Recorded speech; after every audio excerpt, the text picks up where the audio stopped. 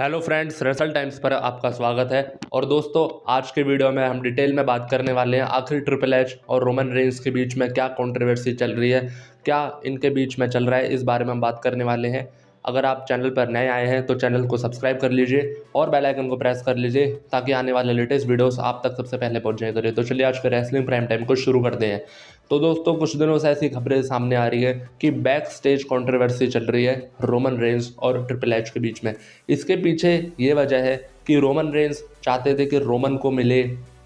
एक undisputed championship match Cody Rhodes के against at WrestleMania 42। ऐसा रोमन रेंस चाहते थे, लेकिन ट्रिपल एच ऐसा नहीं चाहते थे। ट्रिपल एच की तरफ है, ट्रिपल एच के पार्टनर ब्रूस और ट्रिपल एच, इन सब का ऐसा मानना था कि रोमन कॉडी को नहीं हरा सकते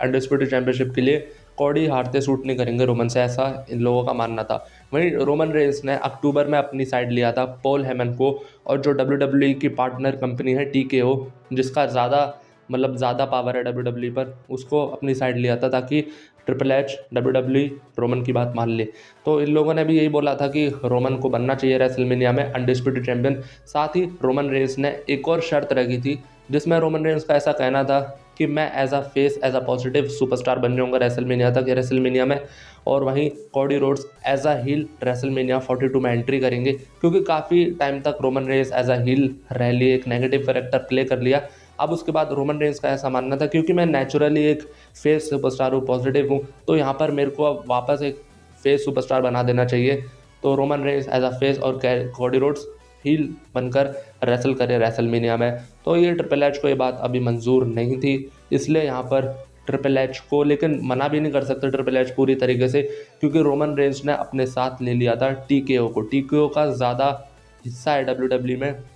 ज़्यादा पावर है, इसलिए यहाँ पर ट्रिपल एच मना नहीं कर सके उस वक्त। तभी आप लोगों को देखने को मिला था सर्वाइवर सीरीज़ वॉर गेम्स में, जब मैच हारने के बाद रोमन और कॉडी के बीच में थोड़ी बहस देखने को मिली थी, जहाँ पर कॉडी रोड्स कुछ ज़्यादा हमें इस बहस में थोड़े बातचीत में हावी होते हुए दिखे रोमन रेंस पर। उनका एक हील कैरेक्टर हमें देखने को मिला, तभी से बातें भी चलनी शुरू हो गई थी कि कॉडी रोड्स हील बन जाएंगे, वो इसी वजह से हुई थी। लेकिन अभी अब खुलकर सामने आ रहा है। तो यहाँ पर ऐसा हमें बताया जा रहा था कि अब लगभग कन्फर्म है रोमन और कॉडी का मैच अनडिस्प्यूटेड चैंपियनशिप के लिए।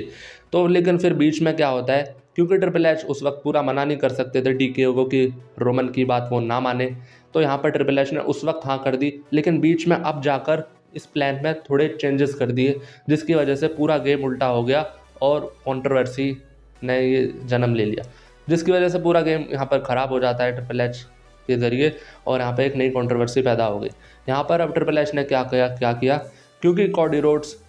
ट्रिपल एच नहीं चाहते थे कि कॉडी रोड्स अनडिस्प्यूटेड चैंपियनशिप हार जाए रोमन के अगेंस्ट रेसलमेनिया में, इसलिए ट्रिपल एच ने क्या करा कि ड्रू मैकइंटायर के अगेंस्ट कॉडी को पहले ही हरवा दिया स्मैकडाउन में, आपने देखा होगा अभी। तो इसलिए ड्रू मैकइंटायर को चैंपियन बना दिया, अनडिस्प्यूटेड चैंपियन, कि जब अगर रोमन और कॉडी का मैच हो भी रेसलमेनिया 42 में, तो चैंपियनशिप के लिए मैच ना हो, कॉडी के पास कोई चैंपियनशिप नहीं होगी, तो अगर कॉडी रोड्स हार भी जाएंगे रोमन से, तो यहाँ पर कॉडी रोड्स अपना कुछ खोएंगे नहीं, इसलिए ऐसा ट्रिपल एच ने एक गेम चेंज यहाँ पर कर दिया है। अब लेकिन ऐसा करने के बाद भी ट्रिपल एच सवालों से पीछे हट नहीं सकते थे, इसलिए यहाँ पर ट्रिपल एच ने ये तर्क दिया इसके पीछे कि ऐसा उन्होंने इसलिए करा, ड्रू मैकइंटायर को चैंपियन बनाने के पीछे ये रीज़न था, क्योंकि ट्रिपल एच का ऐसा कहना था कि मैं अब एक नए सुपरस्टार को भी थोड़ा आगे बढ़ाना चाहता हूँ, नए टैलेंट को थोड़ा मौका देना चाहता हूँ, इसलिए ड्रू मैकइंटायर को यहाँ पर चैंपियन बनाया गया है। तो दोस्तों, यहाँ पर आप साफ देख सकते हैं किस तरीके से बीच में गेम चेंज करा गया है। काफ़ी लोगों का, एक्सपर्ट्स का ऐसा कहना है कि ट्रिपल एच ने ऐसा जानबूझ कर कराए ताकि रोमन और कॉडी का मैच ना हो अनडिस्प्यूटेड चैंपियनशिप के लिए। और इसी वजह से, इस कंट्रोवर्सी की वजह से यहाँ पर हमें ये देखने को मिला कि स्ट्रेंजर थिंग्स वाला जो मंडे नाइट रॉ का एपिसोड था, उसी में रोमन रेंस की वापसी हो जाती, लेकिन इसी कंट्रोवर्सी की वजह से तब रोमन रेंस नहीं आ पाए। और यहाँ पर जो अभी पिछली रॉ बीती है, जिसमें गंथर और एजे स्टाइल्स का मैच हुआ था, उसमें भी रोमन रेंस आ सकते थे, लेकिन इस कंट्रोवर्सी की वजह से रोमन रेंस की वापसी काफ़ी डिले हो रही है। हालांकि जो स्ट्रेंजर थिंग्स वाला एपिसोड हुआ था रॉ का, तब तक ड्रू मैकइंटायर चैंपियन नहीं बने थे, लेकिन हाँ, रोमन रेंस को पता चल चुका था कि जो स्मैकडाउन आने वाली है उसमें कॉडी रोड्स हारने वाले ड्रू मैकइंटायर के अगेंस्ट, और ट्रिपल एच बनाने वाले ड्रू मैकइंटायर को चैंपियन, कॉडी से अनडिस्प्यूटेड चैंपियनशिप जाने वाली है। तो यहाँ पर रोमन रेंस एक तरीके से पहले ही नाराज़ हो चुके थे, ये प्लान पहले ही पता चल चुके थे रोमन को कि ऐसा कुछ होने वाला है, इसलिए रोमन रेंस यहाँ पर डिले कर रहे थे अपनी एंट्री को, इसलिए रोमन रेंस यहाँ पर डिले कर रहे थे अपनी वापसी को। और इसलिए अभी भी रोमन रेंस जो पिछली रॉ गई है अभी, उसमें भी रोमन रेंस वापस नहीं आए। तो दोस्तों आप यहाँ देख सकते हैं ऐसा कुछ चल रहा है, अभी तक इतनी अपडेट है, आने वाले टाइम में और अपडेट्स आएंगे और न्यूज़ आएंगी, वो मैं आपको बता दूंगा। लेकिन फिलहाल इन सब अपडेट होने के बाद भी एक ऐसी न्यूज़ सामने आई है जिसमें बताया गया है कि 2026 रोमन रेंस के लिए काफ़ी अच्छा होने वाला है 2025 से। जैसा कि आप जानते हैं 2025 अच्छा नहीं रहा रोमन रेंस के लिए, लेकिन 2026 अच्छा रहेगा। भले ही